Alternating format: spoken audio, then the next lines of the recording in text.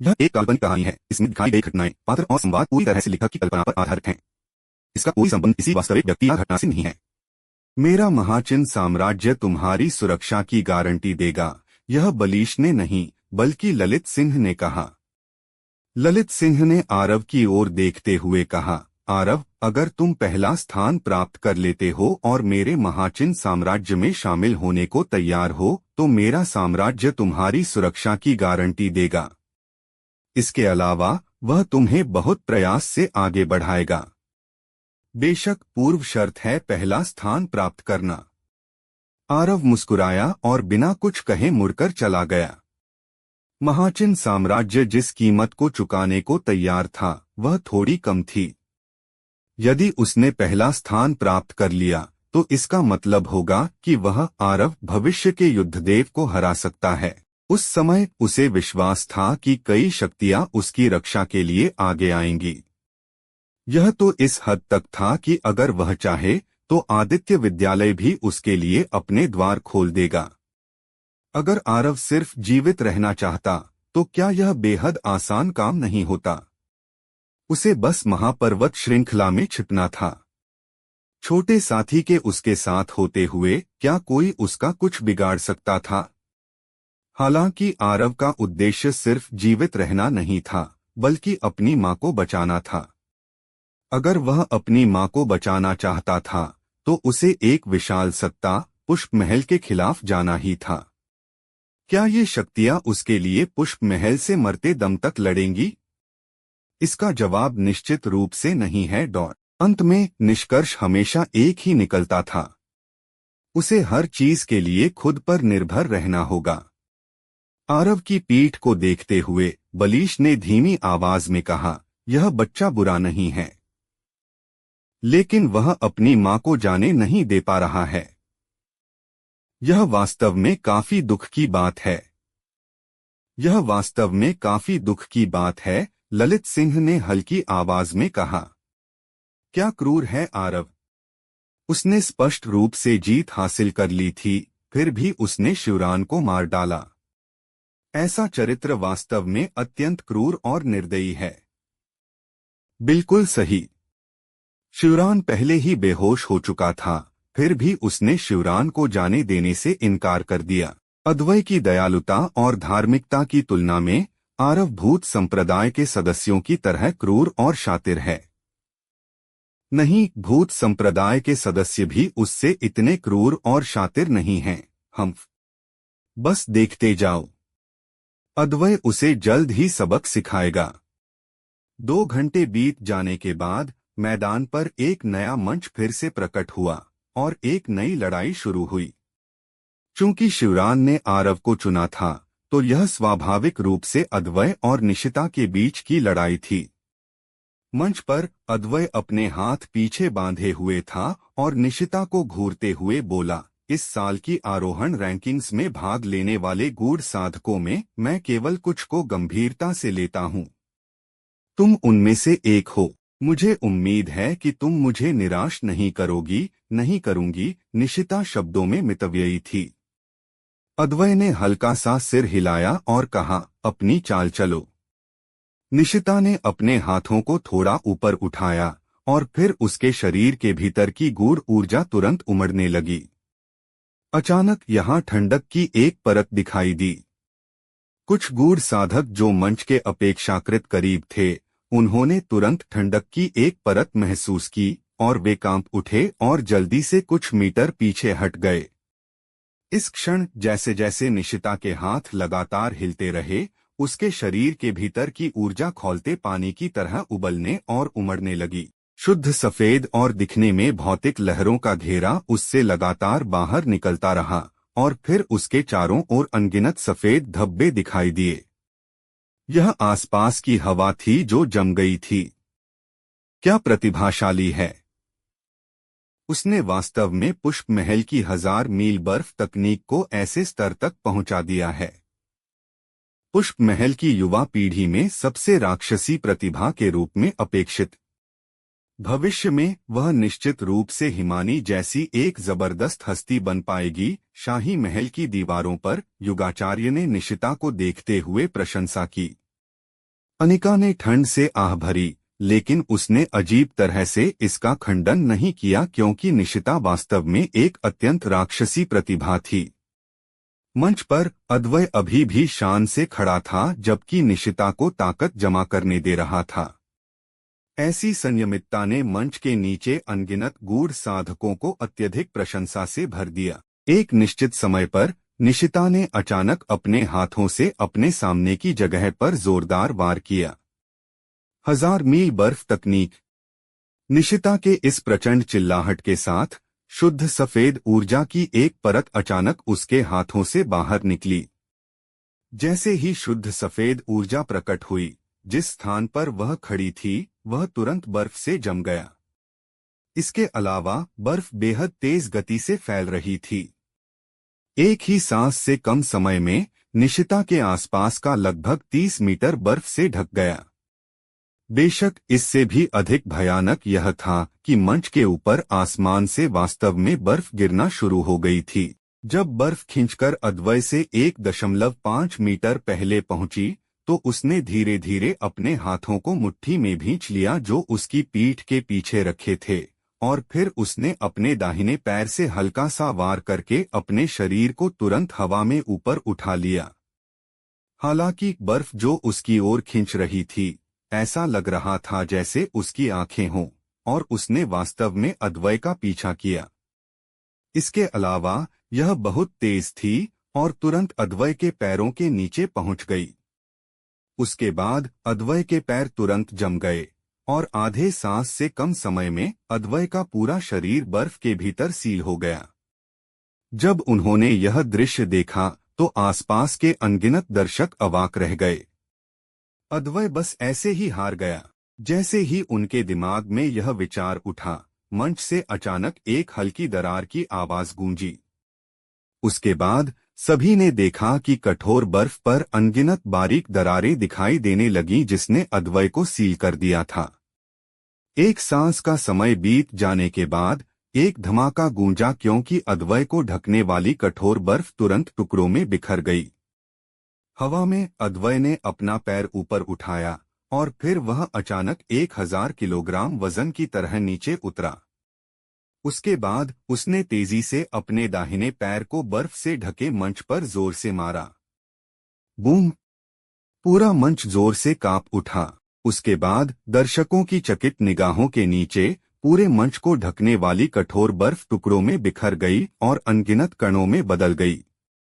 निशिता की युद्ध तकनीक को नष्ट करने के बाद उसने नीचे अपने थोड़े लाल और सूजे हुए मुट्ठियों को देखा और फिर उसने कहा, एक काफी अच्छी धरती स्तर की तकनीक। अगर यह थोड़ी मजबूत होती तो मुझे डर है कि मैं भी इसे इतनी आसानी से नष्ट नहीं कर पाता। अपने सबसे मजबूत ट्रम्प कार्ड का उपयोग करो, अन्यथा मेरे वार करने के बाद तुम्हें मौका नहीं मिलेगा। तुम्हें स्पष्ट रूप से पता होना चाहिए कि मैं शेखी नहीं बघार रहा हूँ। पूरी जमीन को ढकने वाले बर्फ के कणों को देखते हुए निशिता ने गहरी सांस ली और फिर उसने झिझकना बंद कर दिया और धीरे से अपना गोरा हाथ आगे बढ़ाया। एक पल में मंच के ऊपर हवा में तैर रहे बर्फ के टुकड़े अचानक गिरना बंद हो गए थे और वे हवा के बीच में जम गए थे। हर रात की कहानी, हर दिन का धमाका, सिर्फ स्टोरी हंगामा पर। तो अभी सब्सक्राइब करें और बेल आइकन दबाएं, क्योंकि अगली कहानी आप मिस ना कर पाए। निशिता ने हल्के से अपना हाथ घुमाया और फिर वे जमे हुए बर्फ के टुकड़े अचानक तेजी से घूमने लगे। एक पल में नुकीली सीटियां जो दूसरों की रीढ़ की हड्डी में ठंडक पैदा कर रही थीं, मंच के ऊपर हवा में गूंज उठीं। यह पुष्प महल की उच्च श्रेणी की धरती स्तर की युद्ध तकनीक स्नोफ्लेक एनिहिलेशन है। कथित तौर पर इस तकनीक की साधना के लिए आवश्यकताएं अत्यंत कठोर हैं।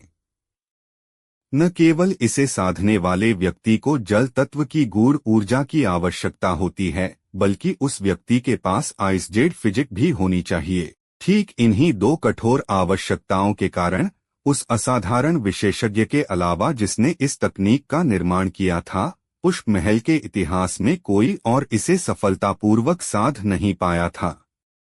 मुझे उम्मीद नहीं थी कि निशिता वास्तव में इसे सफलतापूर्वक साध चुकी होगी। मोहिनी ने आरव के बगल में खड़े होकर धीमी आवाज में कहा। आरव ने हल्का सा सिर हिलाया और फिर उसने कहा, उन बर्फ के टुकड़ों में समाई ऊर्जा अत्यंत भयानक है और साधारण गूढ़ साधक शायद एक भी फूल का विरोध नहीं कर पाएंगे। चूंकि प्रभा निशिता के बराबर ही प्रसिद्ध है, मैं मानता हूं कि उसके पास भी निश्चित रूप से किसी प्रकार की चौंकाने वाली युद्ध तकनीक होगी। अगर उसने हार नहीं मानी होती तो मुझे शायद उसके साथ एक मुश्किल लड़ाई का अनुभव करना पड़ता। मैंने तुमसे अभी तक यह नहीं पूछा, लेकिन प्रभा ने हार क्यों मानी? मोहिनी ने यह सवाल पूछते हुए आरव की ओर मुड़कर देखा। आरव कड़वाहट से हंसा और कहा, सच कहूं तो मैं भी बहुत हैरान हूं। मोहिनी ने उस पर एक नजर डाली और फिर उसने उससे सवाल करना बंद कर दिया और मंच की ओर देखने के लिए मुड़ गई। मंच पर अद्वय ने पहली बार एक गंभीर अभिव्यक्ति प्रकट की। यहां तक कि उसे भी एक उच्च श्रेणी की धरती स्तर की तकनीक को गंभीरता से लेना पड़ा। बेशक यह मुख्य रूप से इसलिए था क्योंकि निशिता ने इसे एक निश्चित सीमा तक साध लिया था। इस बार अद्वय ने लापरवाह होने की हिम्मत नहीं की और उसके शरीर के भीतर की गूढ़ ऊर्जा उसकी दाहिनी हथेली की ओर उमड़ पड़ी। ठीक इसी क्षण निशिता ने अचानक अपना हाथ अद्वय की ओर हल्के से धकेला और उसने उसी समय धीरे से चिल्लाया, जाओ।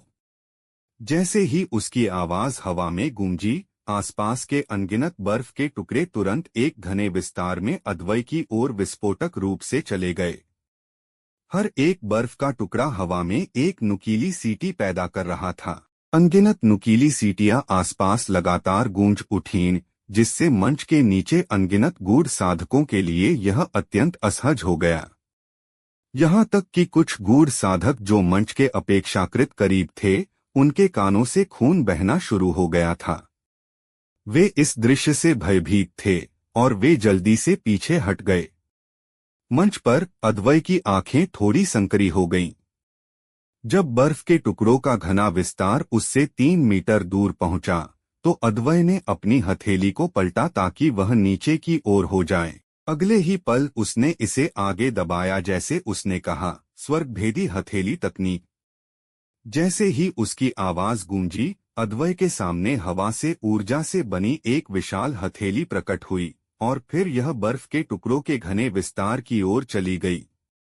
यह जहां भी गुजरी, अंतरिक्ष हिल गया और जो जबरदस्त आभा इसने फैलाई, उससे ऐसा लगा जैसे यह स्वर्ग को भी विभाजित कर सकती है। जब मोहिनी ने अद्वय को इस युद्ध तकनीक को निष्पादित करते देखा, तो उसकी अभिव्यक्ति तुरंत गंभीर हो गई। उस दिन आरोहण पर्वत श्रृंखला पर अद्वय ने दर्जनों राजास्तर डार्क बिस्ट को तुरंत नष्ट करने के लिए ठीक इसी तकनीक का इस्तेमाल किया था। क्या निशिता की स्नोफ्लेक एनिहिलेशन अद्वय के हमले का विरोध कर पाएगी? यह सिर्फ मोहिनी ही नहीं थी जिसकी अभिव्यक्ति गंभीर थी, आरव की अभिव्यक्ति भी गंभीर थी। इस धरती स्तर की तकनीक द्वारा प्रकट की गई भयानक शक्ति के अलावा उसकी अभिव्यक्ति अद्वय द्वारा इसे निष्पादित करने की गति के कारण गंभीर थी।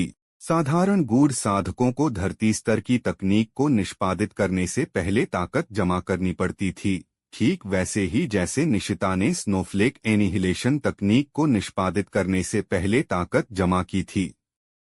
हालांकि अद्वय ने बस लापरवाही से अपना हाथ घुमाया और एक धरती स्तर की तकनीक निष्पादित कर दी। सभी दर्शकों की चकित निगाहों के नीचे विशाल ऊर्जा हथेली और घने बर्फ के टुकड़े हिंसक रूप से टकराए। एक पल में भयंकर धमाके जो दुनिया को हिला सकते थे, पूरे क्षेत्र में बादलों की गड़गड़ाहट की तरह गूंज उठे। उसके बाद एक भयानक ऊर्जा लहर जो एक बवंडर की तरह थी, मंच पर प्रकट हुई। जब यह ऊर्जा का बवंडर प्रकट हुआ, तो पूरा मंच तुरंत टुकड़ों में बिखर गया। यह ढहा नहीं था, बल्कि इसके बजाय टुकड़ों में बिखर गया था। हालांकि यह इसका अंत नहीं था। पूरे मंच को नष्ट करने के बाद बवंडर वास्तव में मंच के नीचे के गूढ़ साधकों की ओर बह गया, जिससे वे भय से भर गए। सौभाग्य से ठीक इसी क्षण ललित सिंह अचानक उनके ऊपर आसमान में प्रकट हुआ। भयानक और हिंसक ऊर्जा ले जा रहे बवंडर को देखते हुए ललित सिंह ने अपना दाहिना हाथ बढ़ाया और हल्के से हिलाया। उसके बाद विशाल बवंडर अचानक रहस्यमय तरीके से टूट गया। दोस्तों, स्टोरी को लाइक, शेयर व सब्सक्राइब कर दिया करो, जिससे मुझे मोटिवेशन मिलता है। ललित सिंह ने नीचे जमीन पर मौजूद अद्वय को देखा और फिर उनकी आकृति पलक झपकते ही गायब हो गई। एक छोटे से क्षण के बाद सब कुछ शांत हो गया। निशिता और अद्वय दोनों ठीक थे। निशिता के चारों ओर बर्फ की एक अत्यंत मोटी ढाल संघनित हो गई थी और यह ठीक यही बर्फ की ढाल थी जिसने उन्हें ऊर्जा के बवंडर से पहले पूरी तरह से सुरक्षित रहने दिया। जहां तक अद्वय की बात है, उसका पूरी तरह से सुरक्षित रहना सभी को थोड़ा हैरान कर गया, क्योंकि अद्वय ने किसी खजाने का उपयोग नहीं किया था और न ही कोई रक्षात्मक तकनीक चलाई थी। क्या तुम अभी भी जारी रखने का इरादा रखती हो? अद्वय ने सबसे पहले बात की। निशिता ने अद्वय को गहराई से देखा और फिर उसने कहा, मैं हार गई हूं। जैसे ही उसने बोलना समाप्त किया, निशिता मंच से नीचे उतर गईं। जब वह आरव के पास पहुंची तो वह रुकी और उसे देखकर कहा, वह बहुत मजबूत है। इस बात का ध्यान रखते हुए कि हमने अतीत में एक साथ काम किया है, मुझे तुम्हें यह सलाह देने की अनुमति दो कि कोई व्यर्थ प्रयास न करो। आरव मुस्कराया और उसने अपनी कलाई घुमाई, जिससे 2 हिमात्मा फल निशिता की ओर उड़े। उसके बाद उसने कहा, आपकी सलाह के लिए धन्यवाद। हालांकि मैं इसे आजमाना चाहता हूँ। मुझे लगता है कि तुम भी इस भावी युद्धदेव की सीमाओं को देखना चाहोगी, है ना? हिमात्मा फल को रखने के बाद निशिता ने आरव को एक गहरी नजर डाली और फिर चली गईं। कुछ ही देर में चौक के केंद्र में एक और नया मंच दिखाई दिया। ललित सिंह नए मंच पर दिखाई दिए और फिर उन्होंने आरव और अद्वय को देखा और कहा, आप दोनों एक दिन आराम करना चुन सकते हैं या अभी लड़ाई शुरू कर सकते हैं।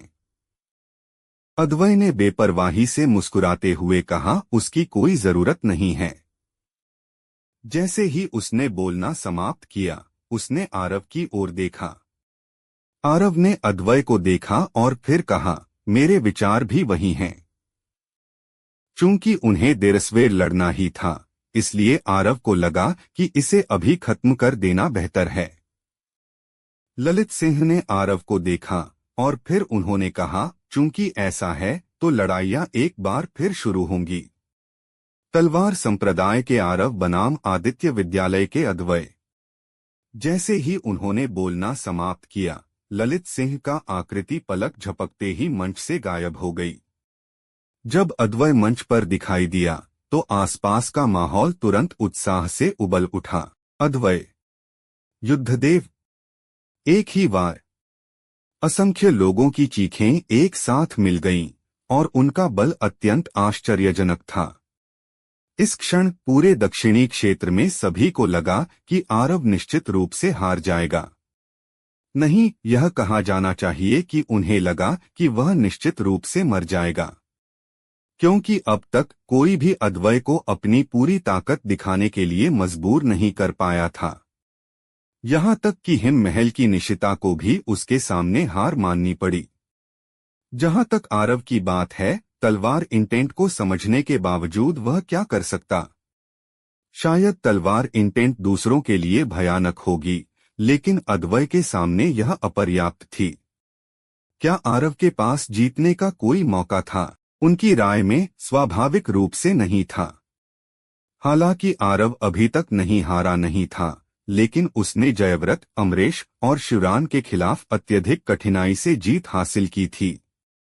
दूसरी ओर भले ही वह निशिता जैसी दुर्जय प्रतिद्वंद्वी का सामना कर रहा था, अद्वय को कहा जा सकता है कि उसने हर एक लड़ाई आसानी से जीती थी। तो क्या उनमें से कौन श्रेष्ठ था यह स्पष्ट नहीं था। शाही महल की दीवार पर शैलाधर अपनी मुट्ठियां कसने लगी जिस क्षण आरव मंच पर चढ़ा। वह जानती थीं कि आरव बहुत मजबूत था और निश्चित रूप से उनके पास किसी तरह का तुरुप का पत्ता था, लेकिन वह भी अद्वय को हराने की उसकी क्षमता पर थोड़ा संदेह कर रही थीं। ऐसा नहीं था कि आरव कमजोर था, और यह इसलिए था क्योंकि अद्वय बहुत मजबूत था। एक समय था जब वह आरव से सीधे हार मानने के लिए कहना चाहती थीं, क्योंकि वह जानती थीं कि अद्वय के आरव पर जानलेवा हमला करने की बहुत अधिक संभावना थी। क्यों? इसके कई कारण थे। उनमें से एक यह था कि आसपास के अनगिनत प्रतिभागी आरव की मृत्यु की आशा कर रहे थे। अगर वह आरव को मार देते हैं तो अद्वय की लोकप्रियता तुरंत एक पूरी तरह से नए स्तर तक बढ़ जाएगी। हालांकि क्या आरव को हार मानने के लिए मनाना भी संभव था? जवाब था, यह असंभव था। दूसरी ओर अनिका का चेहरा वास्तव में मुस्कुराहटों से ढका हुआ कहा जा सकता था। अगर आरव अद्वय के साथ लड़ाई में तुरंत हार नहीं मानता तो आरव के पास हार मानने का कोई मौका नहीं होगा। इसके अलावा आरव के बारे में उन्होंने जो जांच और समझ हासिल की थी, उसके आधार पर वह जानती थी कि आरव बिल्कुल हार नहीं मानेंगे। तो दूसरे शब्दों में आरव मर चुका था। उसके और आरव के बीच कोई नाराजगी और दुश्मनी नहीं थी। आरव का एकमात्र दोष सरिता का बेटा होना था, और उनके और सरिता के बीच का रिश्ता। आप सभी को क्या लगता है कि आरव अद्वय के कितने वार झेल पाएगा? मुझे लगता है कि वह लगभग 10 वार का विरोध करने में सक्षम होना चाहिए। आखिरकार उसने जयव्रत और अमरेश को मार डाला। मंच के नीचे एक गहरे साधक ने कहा, 10 वार? तुम उसे बहुत ज्यादा समझते हो। मैं शर्त लगाता हूं कि वह 5 वार के भीतर हार जाएगा। नहीं, वह 5 वार के भीतर मारा जाएगा। तलवार इंटेंट? अद्वय के सामने तलवार इंटेंट कचरा है। मुझे लगता है कि चूंकि आरव ने आरोहण रैंकिंग्स में भाग लेने की हिम्मत की और अब अद्वय से लड़ने की हिम्मत की, तो शायद उनके पास किसी तरह का तुरुप का पत्ता है। अन्यथा उसके लिए अपना जीवन देने जाना असंभव है ना? शायद वह बाद में सीधे हार मान लेंगे। मंच पर अद्वय ने अपने हाथ अपनी पीठ के पीछे रखे हुए थे जब उसने आरव को देखा, और फिर उसने बेपरवाही से कहा, वास्तव में मैंने कभी कल्पना नहीं की थी कि तुम यहाँ तक आने और मेरे साथ अंतिम लड़ाई लड़ने में सक्षम होगे। कहने की जरूरत नहीं है, जयव्रत, अमरेश और प्रभा का प्रदर्शन वास्तव में मुझे निराश कर गया। मैंने मूल रूप से उम्मीद की थी कि यह उनमें से कोई एक होगा जो मेरे सामने यहाँ खड़ा होगा। आरव मुस्कराया और कहा, मेरे विचार तुम्हारे विपरीत हैं। जिस क्षण मैंने आरोहण रैंकिंग्स में भाग लेने का फैसला किया, मैं पहले ही जान चुका था कि मेरी तुम्हारे साथ ऐसी लड़ाई होगी। सच कहूं तो मैं शुरू से ही अपने दिल की सामग्री से लड़ना चाहता था, और अब आखिरकार मुझे वह मिल सकता है जो मैं चाहता था। ओह! अद्वय की भौहें उठीं और उसने कहा, तुम खुद पर वास्तव में आत्मविश्वास रखते हो, है ना? मैं जानता हूं कि तुम्हारे पास निश्चित रूप से किसी तरह का तुरुप का पत्ता है, अन्यथा तुम मेरे सामने यहाँ खड़े होने की हिम्मत नहीं करोगे। मैं केवल इतना कहना चाहता हूं कि मुझे उम्मीद है कि तुम्हारा तुरुप का पत्ता और तुम्हारी ताकत बहुत कमजोर नहीं है।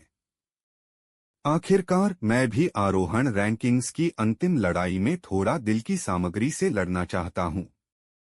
आरव ने कहा, तो क्या हम शुरू करें? अद्वय ने अचानक पूछा। अभिनव तुम्हारे द्वारा मारा गया था, है ना? आरव ने इसे छिपाया नहीं और न ही छिपाने की कोई जरूरत थी, और उसने तुरंत सिर हिलाया। तो तुम्हें मरना होगा, अद्वय ने बेपरवाही से कहा। बेशक तुम्हें तब भी मरना होगा जब तुमने अभिनव को नहीं मारा हो, क्योंकि मेरा आदित्य विद्यालय तलवार संप्रदाय को एक बार फिर से उठते हुए नहीं देखना चाहता। लेकिन क्या होगा अगर मैं मरना नहीं चाहता? यह एक दुर्लभ अवसर था जब आरव ने लड़ाई में अपनी सांस बर्बाद की।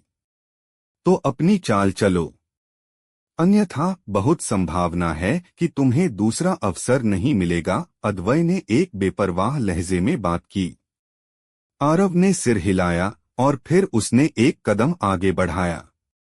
पहला स्तर तलवार इंटेंट उसके भीतर से बाहर निकला। अद्वय ठंडे होकर मुस्कराया और तलवार इंटेंट को उस पर हमला करने दिया, क्योंकि पहला स्तर तलवार इंटेंट और दूसरा स्तर तलवार इंटेंट उस पर बिल्कुल भी असर करने में असमर्थ थे। ठीक इसी क्षण आरव ने एक और कदम आगे बढ़ाया। इस बार उसका पहला स्तर तलवार इंटेंट दूसरा स्तर तलवार इंटेंट में बदल गया था। हालांकि अद्वय के चेहरे पर अभी भी एक ठंडी मुस्कान और तिरस्कार लटका हुआ था। आसपास के सभी लोगों की नजरों के नीचे आरव ने एक और कदम आगे बढ़ाया। बूम! जिस क्षण आरव का पैर नीचे उतरा, उसके पैर के नीचे की जमीन तुरंत टूट गई और मकड़ी के जाल की तरह कई दरारें तेजी से चारों ओर फैल गईं। तीसरा स्तर तलवार इंटेंट। जब उसने इस दृश्य को देखा तो आसपास के सभी लोग दंग रह गए, और इसमें वे महान हस्तियां भी शामिल थीं जो शाही महल की दीवारों पर बैठी थीं। तलवार इंटेंट का प्रारंभिक स्तर की पूर्णता। आरव ने वास्तव में तलवार इंटेंट के प्रारंभिक स्तर की पूर्णता को प्राप्त कर लिया है। क्या यह मजाक है? 20 वर्ष की आयु से पहले तलवार इंटेंट के प्रारंभिक स्तर की पूर्णता। आरव के सामने खड़े अद्वय ने थोड़ा माथे पर शिकन डाली। जाहिर है उसने कभी कल्पना नहीं की थी कि आरव ने वास्तव में तलवार इंटेंट के प्रारंभिक स्तर की पूर्णता को प्राप्त कर लिया है। लेकिन तो क्या वह अद्वय तीसरे स्तर की तलवार इंटेंट से क्यों डरेंगे? तो उसकी भौहें जल्दी से सामान्य हो गईं। इसके अलावा उसने एक अत्यंत उत्साहित अभिव्यक्ति प्रकट की, क्योंकि जो लड़ाई शुरू होने वाली थी वह कहीं अधिक दिलचस्प हो सकती थी। हालांकि ठीक इसी क्षण आरव ने एक और कदम आगे बढ़ाया। तलवार झनकार। जिस क्षण आरव का पैर जमीन पर उतरा, पूरे मंच की जमीन टुकड़ों में टूट गई, जैसे कि उस पर एक भारी वार हुआ हो। उसी समय आसपास के हर गहरे साधक की तलवारों से अचानक तलवार की चीख फूट पड़ी। इसके अलावा उनकी तलवारें कांपने लगीं, जैसे कि वे आकाश में चार्ज करना चाहती हों। चौथा स्तर तलवार इंटेंट। जब उन्होंने इस दृश्य को देखा तो मंच के नीचे के अनगिनत गूढ़ साधक अवाक रह गए। अगर वे पहले हैरान थे तो अब वे सदमे में थे, अत्यंत सदमे में। चौथा स्तर तलवार इंटेंट। वह किस तरह की धारणा थी? यहाँ तक कि तलवार संप्रदाय के स्थापना पूर्वज भी इस उम्र में लगभग इसी स्तर पर थे, है ना? शाही महल की दीवारों पर हरिनंद की अभिव्यक्ति गंभीर हो गई थी, क्योंकि चौथा स्तर तलवार इंटेंट वास्तव में अद्वय के लिए खतरा पैदा करने के लिए पर्याप्त था। अनिका की अभिव्यक्ति अत्यंत अप्रिय हो गई थी। चौथा स्तर तलवार इंटेंट। 20 वर्ष की आयु से पहले चौथा स्तर तलवार इंटेंट। अगर वह जीवित रहने और बढ़ने में सक्षम है तो वह निश्चित रूप से मेरे पुष्प महल के लिए एक बड़ी आपदा होगा। आरव को हर हाल में मरना ही होगा, भले ही मुझे इसे खुद करना पड़े। इस क्षण अनिका ने अपने दिल में फैसला कर लिया था। दूसरी ओर तलवार संप्रदाय के नवजीत की अभिव्यक्ति अत्यंत कड़वी थी। चौथा स्तर तलवार इंटेंट। इस क्षण उनके दिल में पछतावा ज्वार की तरह लग रहा था, क्योंकि यह उनके दिल की गहराई से उमड़ पड़ा था। तलवार इंटेंट के चौथे स्तर को 20 वर्ष की आयु से पहले प्राप्त करने वाले एक राक्षसी प्रतिभा को वास्तव में तलवार संप्रदाय द्वारा वैसे ही छोड़ दिया गया था। तलवार संप्रदाय का निर्णय वास्तव में गलत था। शैलाधर ने इसके बजाय थोड़ी राहत की सांस ली, क्योंकि चौथा स्तर तलवार इंटेंट रखने वाले आरव के पास अद्वय से लड़ने की क्षमता थी। यह तो इस हद तक था कि वह अद्वय के लिए खतरा पैदा कर सकता था। इस क्षण उन्होंने आखिरकार आशा की एक झलक देखी। तलवार मार्ग का एक प्रतिभाशाली ललित सिंह ने कहा, जब उन्होंने आरव को देखा। मंच पर अद्वय ने एक बार फिर से माथे पर शिकन डाली और फिर उसने गहरी आवाज में कहा, आरव, कहने की जरूरत नहीं है, हम सभी ने तुम्हें कम आंका। हालांकि क्या तुम्हें लगता है कि केवल तुम्हारे पास ही चौथे स्तर पर इंटेंट है? जैसे ही उसने बोलना समाप्त किया, अद्वय ने एक कदम आगे बढ़ाया और फिर भयानक युद्ध इंटेंट की एक धार जो आरव की तलवार इंटेंट से थोड़ी भी कम नहीं थी, बवंडर की तरह बाहर निकल गई। धड़ाम! दोनों इंटेंट आपस में टकराए और नया बना मंच तुरंत पूरी तरह से ढह गया। इसके अलावा ढहा हुआ मंच वास्तव में उनकी इंटेंट की शक्ति के तहत टुकड़ों टुकड़ों में कटना शुरू हो गया। चौथा स्तर युद्ध इंटेंट। जब उन्होंने इस दृश्य को देखा तो आसपास के सभी लोग हांफने लगे। अद्वय ने वास्तव में युद्ध इंटेंट को समझा है। इसके अलावा यह चौथे स्तर पर भी है।